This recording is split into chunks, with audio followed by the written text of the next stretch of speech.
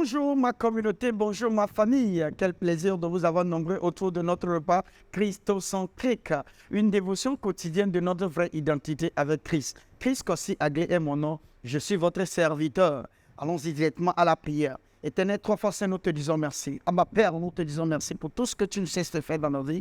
Papa, merci pour la vie éternelle que tu nous as donnée en Christ. Papa, nous sommes reconnaissants pour la gloire que tu nous as donnée en Christ.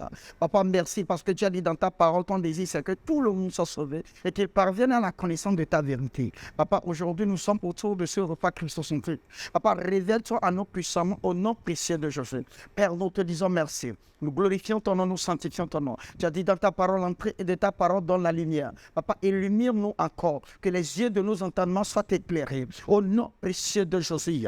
Père, nous te disons merci. Nous glorifions ton nom, nous sanctifions ton nom. À la fin de ce repas, Papa, que ma vie change au nom précieux de Jésus. Qu'une transformation arrive, qu'un caractère soit changé définitivement au nom précieux de Jésus. Que ma vie de prière change, que je reçois les réponses à mes prières au nom précieux de Jésus. Père, nous te disons merci. Nous glorifions ton nom, nous sanctifions ton nom. Au nom précieux de Jésus, nous avons prié, nous avons reçu. Amen. Quel plaisir de vous avoir toujours nombreux autour de ce repas christocentrique.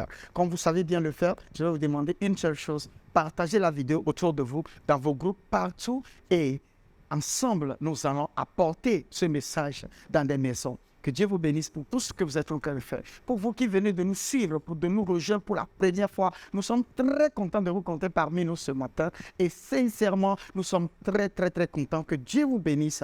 Et là, nous allons vous demander une seule chose. Abonnez-vous à nos pages pour ne rien rater de nos prochains numéros. Que Dieu vous bénisse, que la main de Dieu soit sur vous. Allons-y directement à la parole. Nous avons commencé cette série de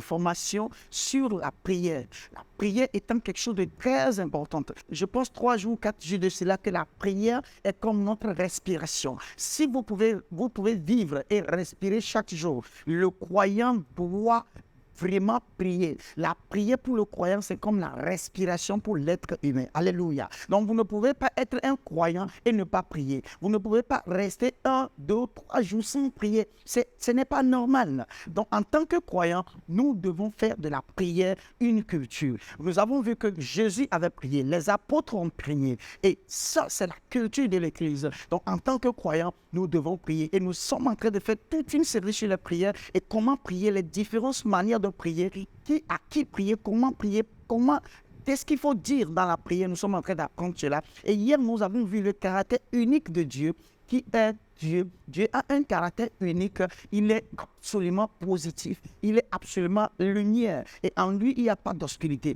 Et là, quand je prie et que je sais que Dieu a un seul caractère, je sais que je vais recevoir. Et nous avons vu que dans le livre de Jacques, nous avons vu que si vous n'avez pas cette conviction du caractère unique de Dieu, vous ne pouvez jamais recevoir. Alléluia. Et nous avons vu que, étant donné que Dieu a un seul caractère, si nous ne recevons pas, c'est parce que le doute se retrouve dans notre tête. Nous nous culpabilisons et c'est parce que nous nous culpabilisons que nous n'arrivons pas à recevoir. Mais je vois maintenant vos réponses à vos prières au nom précieux de Jésus. Alors nous allons continuer dans cette même lancée. Nous allons revenir sur notre Jacques 1, verset 5. Si quelqu'un d'entre vous manque de sagesse, qu'il la demande à Dieu, qui donne à tout simplement et sans reproche, et elle lui sera donnée. Vous voyez, Dieu donne simplement et il lui sera comment donné. Alléluia. Alors, chaque fois que le croyant prie le Père, il entend et donne. Alléluia. Et nous avons vu hier aussi que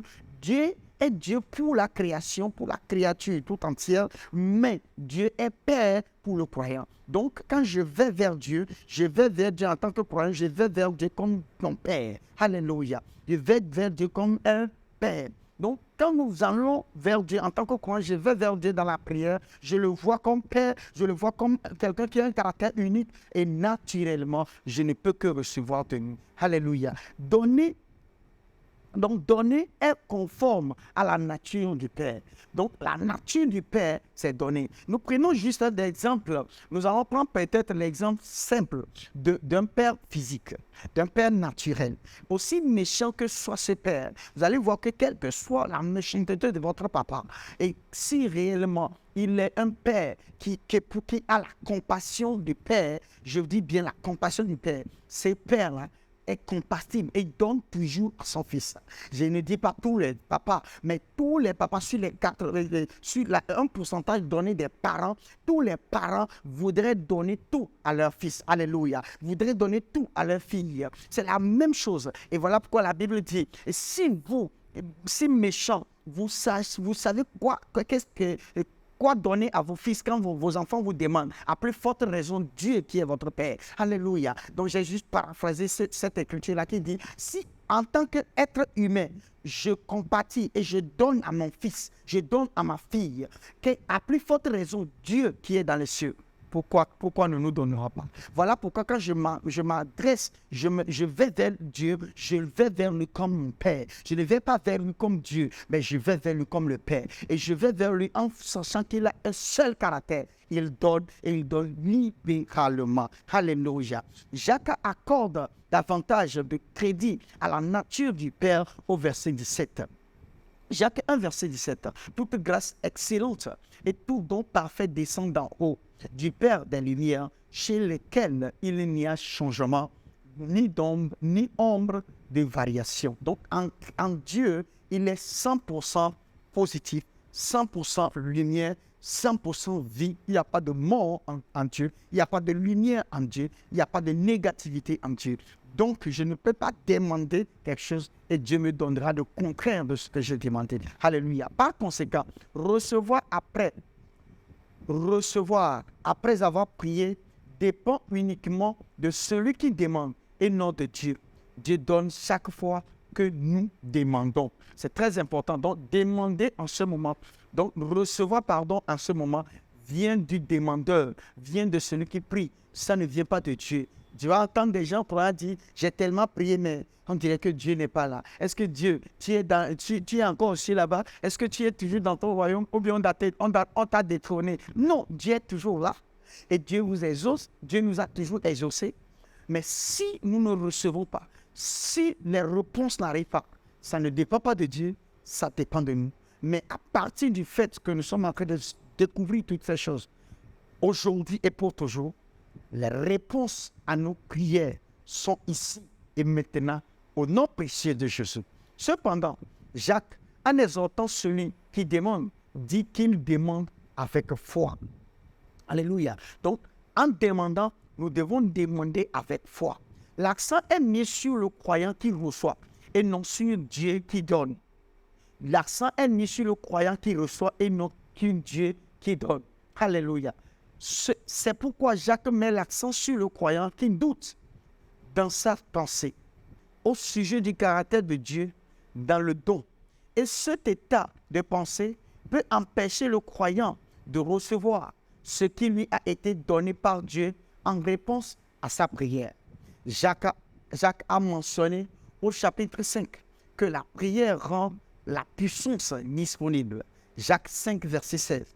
Par conséquent, au lieu de la prière, la puissance est mise à disposition pour répondre aux besoins et changer les circonstances. Alléluia. Voilà pourquoi Jacques 5, verset 16 dit « Confessez donc vos péchés les uns aux autres et non à Dieu, et priez les uns pour les autres afin que vous soyez guéris. » La prière fervente du juste a une grande efficacité. Les amis, la prière fervente du juste a une grande efficacité. Dans la version anglaise, elle est plus puissante à répéter. Dans la version anglaise, c'est-à-dire cette puissance-là est beaucoup plus, c'est-à-dire que c'est tellement amplifié. Donc la version anglaise amplifie ce verset en disant que quand le juste c'est qui? C'est quelqu'un qui est en Christ. Si le juste est en train de prier, si il y a des millions comment on l'appelle-t-on, des non-croyants qui prient d'un côté, et toi, un seul juste, tu te mets à prier, une minute de ta prière peut annuler toutes les autres prières Alléluia. Parce que ça donne de l'efficacité. Ça donne du poids. Alléluia. Donc, quand vous priez, sachez que vous ne priez pas parce que vous êtes en train de prier. Vous priez en Christ. Et tout ce que Christ demande, il reçoit. Alléluia. Vous êtes en Christ. Dieu ne vous voit pas. Dieu voit Christ en vous. La Bible dit, vous ne vivez pas, c'est Christ qui vit en vous. Voilà pourquoi quand vous demandez, ne demandez pas comme si c'est vous qui demandez, mais demandez comme si c'est Christ qui demande. Alléluia. Il mentionne que la prière d'un homme juste rend la puissance disponible. Donc, rend la puissance disponible. Quelles que soient les œuvres de l'ennemi, quelles que soient les œuvres du Satan, toi, un seul juste, arrive dans une communauté, arrive dans un continent, et tu peux prendre ce continent-là en otage parce que tu es un seul juste. Et parce que tu as la puissance disponible. Alléluia. Et je vous vois prendre vos communautés. Je vous vois prendre vos familles. Je vous vois prendre vos pays. Je vous vois prendre vos communautés. Je vous vois prendre votre continent. Au nom précieux de Jésus, je décrète toute personne qui résiste à cet évangile, cette personne-là soit, c'est-à-dire leur cœur s'ouvre au nom précieux de Jésus. Le voile tombe au nom de Jésus. Père, nous te disons merci. Nous prenons en otage l'Afrique. Nous prenons en otage l'Asie. Nous prenons en otage l'Europe. Nous prenons en otage l'Amérique par l'évangile de Christ. Au nom précieux de Jésus. Père, nous te disons merci. Nous glorifions ton nom, nous sanctifions ton nom. Qui est un homme juste? Qui est un homme juste? Parce que nous avons dit la prière du juste rend la puissance disponible. Alors, qui est le juste? Rappelez-vous l'exhortation de Jacques du chapitre 1. Si quelqu'un d'entre vous manque de sagesse, verset 5, aux 12 tribus, c'est-à-dire le verset 1. Alors, il s'adressait principalement aux chrétiens juifs et implicitement à l'Église que nous sommes aujourd'hui. Alléluia. Donc, implicitement, il s'adresse à l'Église. Implicitement, il s'adresse à quelqu'un qui est né de nouveau, qui est en Christ aujourd'hui. Le croyant est donc le juste. Alléluia. Le croyant est donc le juste. Vous n'êtes pas juste parce que vous avez un bon comportement. Vous n'êtes pas juste parce que vous avez un bon caractère. Vous n'êtes pas juste parce que vous faites des choses bien. Non, vous êtes juste parce que vous êtes en Christ. Christ est la justice. Christ est la justice du croyant. Nous sommes justes parce que nous sommes en Christ. Alléluia. Le croyant a été rendu juste par son identité avec Christ. Alléluia. Le croyant a été rendu juste par son identité avec Christ. 2 Corinthiens 5, verset 21. Celui qui n'a pas connu le péché, il l'a fait devenir péché pour nous, afin que nous devenions en lui justice de Dieu. Alléluia. Donc, Jésus s'est fait péché pour nous. Il a pris notre péché. Il a pris notre place. Donc, Jésus s'est identifié à notre péché. Et donc, à cause de cela, il est mort. Il a pris le péché passé, présent et futur. Ça veut dire que moi, j'ai été justifié. Toi, tu as été justifié parce que tu as cru en Christ et tu es en Christ. Voilà pourquoi tu es une nouvelle créature. Les choses anciennes sont passées. Tu n'es pas juste parce que tu as un bon comportement. Tu n'es pas juste parce que tu as un bon caractère. Tu n'es pas juste parce que tu fais des choses bien. Tu es juste parce que tu es en Christ. Et parce que tu es en Christ, parce que tu es en Christ, ta parole, ta prière est puissante. Ta prière rend la puissance disponible. Au nom précieux de Jésus. Alléluia. Le croyant est devenu justice de Dieu en Christ. Donc, par conséquent, l'homme juste peut prier sans faute ni doute. Donc, parce que nous sommes en Christ, nous pouvons prier sans doute, sans douter et sans faute. Alléluia. Voilà pourquoi quand je vais dans la prière, je ne regarde pas ce que j'ai fait la nuit dernière ou bien tout de suite, non. Je ne regarde pas à ma vie physiologique, non. Je regarde à ma vie spirituelle qui est en Christ. Alléluia. Parce que Dieu ne me voit pas physiquement. Dieu est un esprit. Dieu me voit en esprit et l'esprit est en Christ. Dieu ne me voit pas, Dieu voit Christ. Alléluia. Voilà pourquoi quand je prie, je m'efface et je présente le caractère de Dieu. Je présente la face de Dieu. Je présente la face de Christ. Alléluia. Et je vois Dieu comme ça. Et puisque, comme je suis en Christ, mes prières sont oui et amen. Tout ce que je dis, je reçois. Alléluia. Que Dieu vous bénisse, que la main de Dieu soit sur vous. À partir de ce moment, je vois vos prières s'accomplir au nom précieux de Jésus. Tout ce qui ne fait pas un dans votre vie, toute maladie dans votre corps, je décrète ça. Au même moment, je parle, que cette maladie soit consumée au nom de Jésus.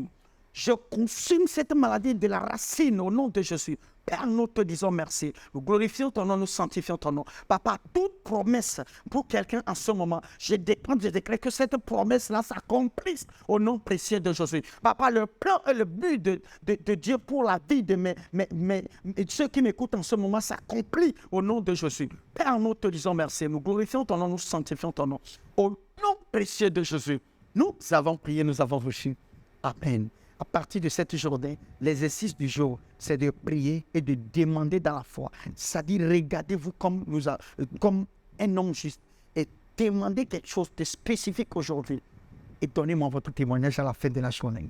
Je vois tout ça là, c'est la rapidité, la vitesse à cette prière pour vous au nom précieux de Jésus.